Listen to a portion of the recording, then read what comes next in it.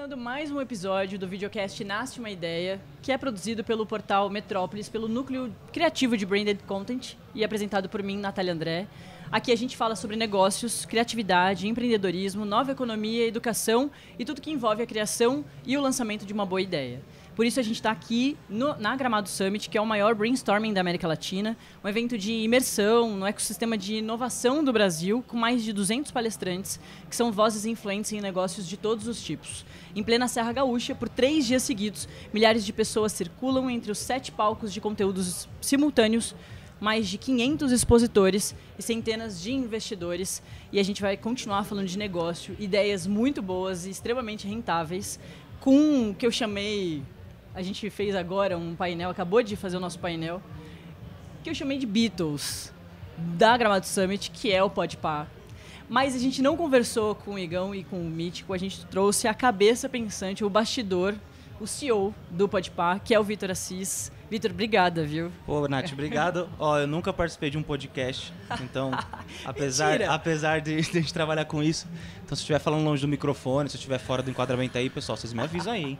Vambora. Gente! Mas um prazer estar aqui. Sim. Obrigado pelo papo também, a palestra foi muito legal. Eu gosto muito, me perguntaram ali depois, vocês não pensam em dar uma palestra mesmo?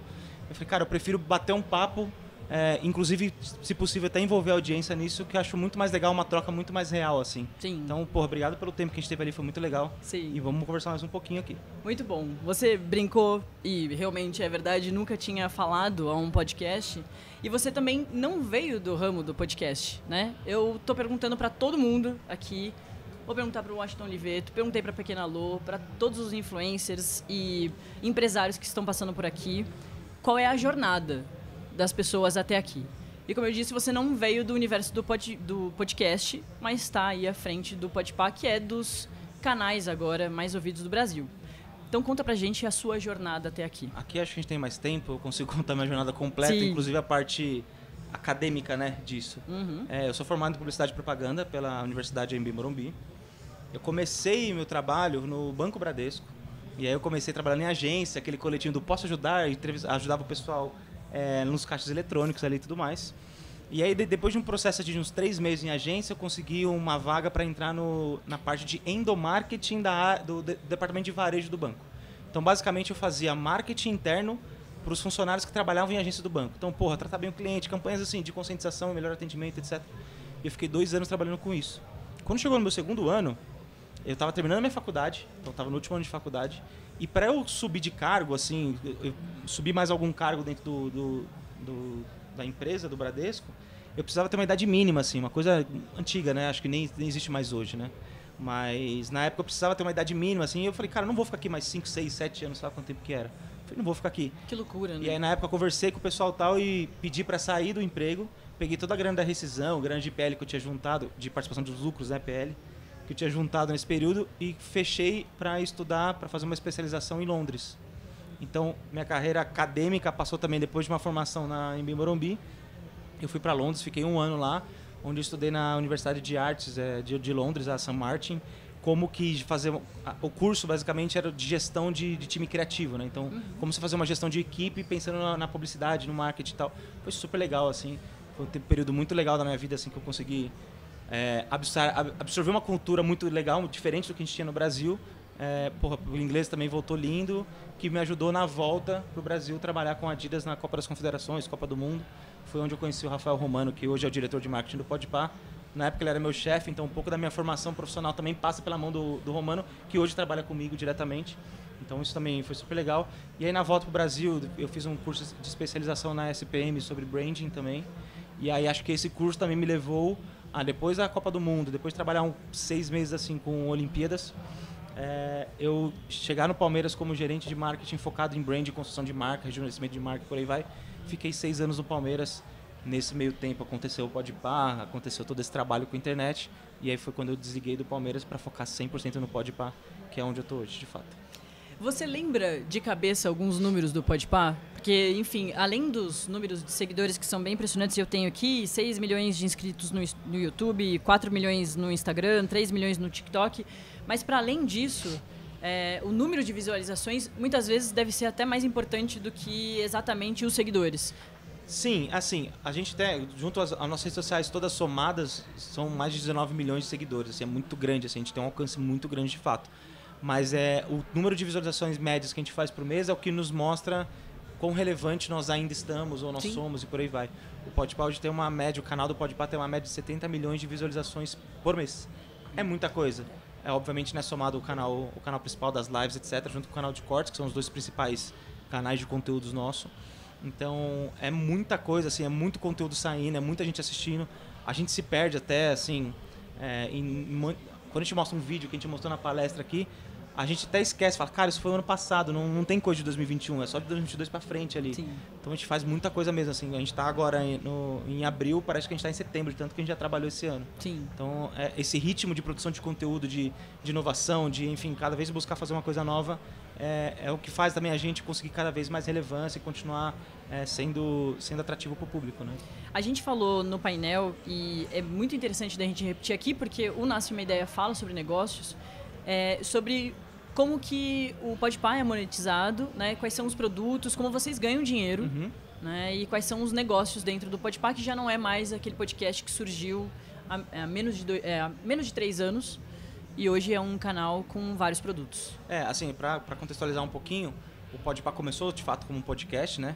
Com uma linguagem livre, uma linguagem voltada, enfim, com expressões de rua e um conteúdo voltado para a periferia, para a galera conseguir se ver, para dar espaço para as pessoas que não tinham espaço em outros canais. Sim. Então antes você não via rapper, trapper, MCs, enfim, num lugar de comunicação, de um veículo de comunicação livremente, gerando conteúdo, falando sobre a vida e por aí vai. O Podpah veio com essa proposta que eu acho que é o que de fato gerou uma relevância muito legal para o podcast na época, em meio a tantos outros que já existiam, né? Mas falando um pouquinho de negócio, o Podpah hoje como canal, né, como um hub de conteúdo, nós temos 3 pilares de atuação do Podpah na empresa. O primeiro deles é o conteúdo, que é o de fato mais importante, é o nosso carro-chefe, é o nosso know-how, tá aí. Dentro desse pilar de conteúdo nós temos 2 fontes de receita. A primeira que é a publicidade, que aí hoje é a principal fonte de receita do Podpah, e a segunda que é o AdSense. E para quem não sabe, toda vez que alguém assiste um vídeo do Podpah, tem aquele pre-roll, aquele anúncio antes que você pula, o Podpah ganha alguns centavos de dólar a cada 1000 pessoas que vê e por aí vai. Então isso gera uma receita para a gente no final do mês. Então nós temos essas 2 fontes de receita, a publicidade e a AdSense, no pilar de conteúdo. Nós temos um outro pilar também que é de produtos e licenciamento. Nesse pilar nós temos a nossa loja própria do Podpah, que tem uma confecção de roupas próprias, que usa a expressão Podpah, mas não necessariamente tem a ver ou tem o logo dos programas. É muito voltado no lifestyle mesmo, uma roupa para você usar no dia a dia. Então a gente tem essa loja com os produtos próprios. Nós também temos collabs, então nós temos hoje uma collab com a New Era, então tem boné do Podpah com a New Era disponível no site. E estamos desenvolvendo outras collabs com outras grandes marcas que vão sair ao longo do ano. E além disso, além dos produtos próprios de collabs, nós temos também o licenciamento de marca. Que aí a gente está falando de caderno do Podpah, de lápis de cor do Podpah, de mochila e por aí vai. Porque nós temos uma entrada, uma capilaridade muito grande na geração Z, né, na molecada que gosta e consome muito Podpah. Então, eu lembro da minha época de escola que eu comprava aqueles cadernos gigantescos para ter todas as matérias. E, sempre você escolhia a capa com muito carinho. De repente, ter uma capa do Podpah ali pode aproximar e trabalhar ainda mais a nossa comunidade ali do Podpah. E o terceiro pilar, é um pilar que a gente vai trabalhar ao longo desse ano, ele vai ser lançado no segundo semestre, mas é um pilar de eventos próprios. O Podpah vai começar a criar os próprios eventos e o primeiro deles vai ser a Podparty, que é uma festa do Podpah para 3, 5 mil pessoas com line de música de rappers, de trappers e tal, e com consumo, as marcas que patrocinam o Podpah hoje vão proporcionar experiências para o público que estiver lá. Então a gente até brinca, é um Lollapalooza reduzido a 1000, né? Tipo, é um pocket, mas é para começar, para a gente conseguir ter uma aproximação cada vez maior com a nossa audiência. E o Igor e o Mítico, eles vivem muita festa, né? Eles gostam muito disso, então a audiência que vê isso fala, porra, quero estar num rolê com eles. Então vamos fazer o nosso próprio rolê, sabe? Então a realização de um sonho, né? E aí, dando certo, a gente quer rodar, de fato, o Brasil, as principais praças aqui que consomem o Podpah hoje. A gente quer rodar com essa festa para, enfim, rodar o Brasil inteiro e ser algo perene dentro do Podpah. Para ser o primeiro atrativo desse pilar de eventos vai ser a Podparty. E outras coisas podem surgir ao longo do caminho aí. Você comentou também que vocês vão fazer a transmissão de um evento, né? Que também deve ser muito interessante, até porque vai ser numa região que vocês querem crescer, né? Total. A nossa audiência está muito concentrada hoje na região Sudeste e Sul, mas a gente tem um número de seguidores, pessoas que consomem o Podpah grande também no Nordeste. O Mítico vem do norte, o Mítico é de Belém do Pará também. Então é uma região que a gente olha com muito carinho também. A gente está abrindo... não é o Podpah podcast que vai fazer a transmissão, não é o Quebrada FC, não é o Rango Brabo. É o canal Podpah que vai fazer a transmissão. Então, se você assistir na transmissão, você vai reparar que o logo que a gente vai usar é o logo institucional nosso, é o logo do perfil do Podpah, que é o microfoninho só. Porque não é um podcast que está fazendo a transmissão, é o Podpah, o canal Podpah. Tanto que é Igor, Mítico e Defante que vão participar dessa transmissão. Então a gente vai fazer essa transmissão do festival, chama Plantão Festival do pessoal da 30 para 1. Então a gente vai ter Matoê, Teto, Will, Jonga, Marcelo D2, Major RD, enfim, uma galera muito fera que tem um fit muito grande com o nosso público. Sim. E aí nós conversamos com o pessoal da 30 para 1 e a gente fechou transmitir esse festival inteiro, as músicas, os shows, etc., para a nossa audiência. E a gente abre uma possibilidade de ser um canal, um veículo de transmissão para festivais menores.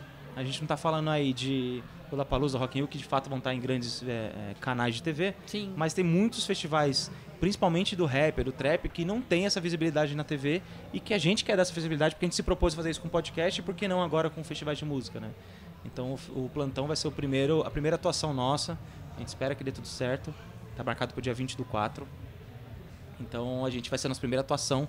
E aí, óbvio, depois disso a gente vai entender o que deu certo, o que a gente pode melhorar, etc. Para ter um produto cada vez melhor para a nossa audiência. E eu queria perguntar, a gente já está chegando perto do final, que passa muito rápido, mas também sobre um outro ponto bem interessante do painel, que é o crescimento da empresa, né, Podpah, de número de pessoas que está trabalhando com vocês. Então, fala um pouquinho sobre esse crescimento de número. Você disse lá no painel que, sei lá, há pouquíssimo tempo eram 8 pessoas... E agora já são 25 e, óbvio, com tudo isso que vocês estão planejando, vai crescer ainda mais. A gente...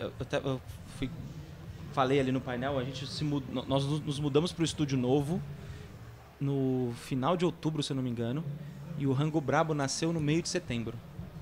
Até o nascimento do Rango Brabo, nós éramos em 8 pessoas. Então, o Podpah ia fazer algum episódio externo e a empresa inteira. Todo mundo viajava para fazer acontecer. Todo mundo fazia tudo. Mas com a criação do Rango Brabo, a solidificação do Rango Brabo, a criação do Quebrada FC, que já é um programa que tem 6 câmeras no programa, com operador, porque a câmera se mexe e tal. Com o crescimento do Podpah em geral, a gente teve que trazer para dentro de casa, além do financeiro que já existia, mais um assessor de imprensa, um designer, 2 produtoras, um assistente para o Igor e para o Mítico para fazer as publicidades, porque não dá mais para eu acompanhar o Igor e o Mítico na gravação de comercial. Sim. O tempo que eu estou com eles, eu posso estar resolvendo outras coisas lá. Então, pegamos uma pessoa para cuidar, para estar com eles nesse tempo de produção de conteúdo com marcas. Então, assim, nós éramos em 8, 9 pessoas e hoje nós estamos em 25 pessoas, contando também editor que a gente contratou, além dos diretores, que a gente tem uma trinca de diretoria ali, de um diretor de criação, um diretor de fotografia live, né? É um engenheiro ali de transmissão nosso e um diretor técnico. Então, essa trinca logo abaixo, né? Eu, Igor e Mítico, aí tem o Romano como diretor de marketing, essa trinca assim que é a parte execucional do Podpah de conteúdo. E aí toda a equipe embaixo deles. Então a gente tem uma galera grande hoje trabalhando. Pra gente é motivo de orgulho, mas como eu disse também no painel, a gente toma muito cuidado com esse crescimento, para crescer em passos sólidos e não inflar demais a empresa, para ter esse cuidado de a gente conseguir estar sempre mantendo uma empresa saudável, com um OPEX saudável, para ter uma receita também muito boa. Um dado legal é que o Podpah hoje, 60% do faturamento é lucro. Então, assim, a nossa operação é muito saudável, né? É uma empresa que faz muito com pouco. Isso acho que a internet proporciona, né? Diferente de uma infraestrutura de uma TV, por exemplo, que exige muito mais pessoas, iluminação, câmeras e por aí vai. A gente consegue fazer algo voltado para a internet com uma qualidade muito boa, mas com uma execução, um OPEX muito menor. E mantendo a essência, né? Que eu imagino que deve ser também uma dificuldade. Com um crescimento tão rápido de vocês, menos um pouquinho mais de 2 anos, mesmo assim, vocês estão mantendo a essência. Assim. A gente reconhece o Podpah em todos os produtos. Sim, é a nossa maior preocupação. Na verdade, assim, as pessoas que estão entrando para o Podpah já têm, naturalmente, o mesmo DNA e os mesmos valores, os mesmos princípios que o Podpah tem. Isso a gente leva muito a sério. Eu prefiro contratar uma pessoa que tem menos experiência profissional, mas vem para somar com todo mundo, do que uma pessoa que é o guru e que vai rachar o elenco, né? Utilizando uma expressão de futebol aqui.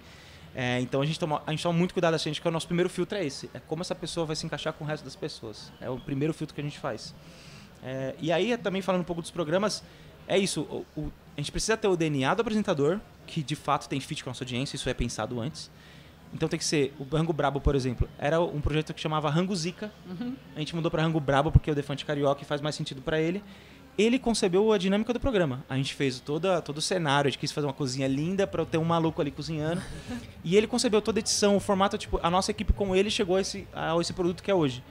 O Quebrada é a mesma coisa, assim, a gente replicou um bar que o Juca vivia na Quebrada, a proposta de o cenário era outra, o Juca agregou com a gente fez um cenário de boteco, de periferia, assim, porque o Juca vem, né, mora até hoje na periferia, na Vila Missionária. Então a gente quis trazer essa identidade também do apresentador, porque tem que ter a característica deles, dos apresentadores, com a qualidade de produção do Podpah. Então é uma mistura difícil, mas possível. A gente viu que é possível fazer. Já fizemos isso nos 2 programas, além do podcast que a gente tem hoje. Muito bom. Bom, a gente conversou sobre o Podpah com o CEO do Podpah, um dos canais mais assistidos do Brasil, o Vitor Assis.